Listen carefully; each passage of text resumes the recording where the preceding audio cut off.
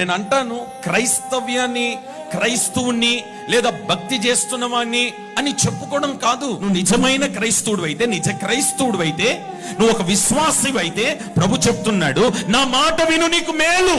బాధపడుతూ అంటున్న మాట ఏంటంటే, అయ్యో నా ప్రజలు నా మాట వినక ఆ శాపాన్ని కొని తెచ్చుకుంటున్నారు కదా, నా మాట వినక ఓడిపోతున్నారు కదా, నా మాట వినక నష్టపడిపోతున్నారు కదా, నా మాట వినక దారి తప్పిపోతున్నారు కదా, నా మాట వినక అనేక మార్లు భయంకరమైన పరిస్థితులు ఎదుర్కొంటున్నారే.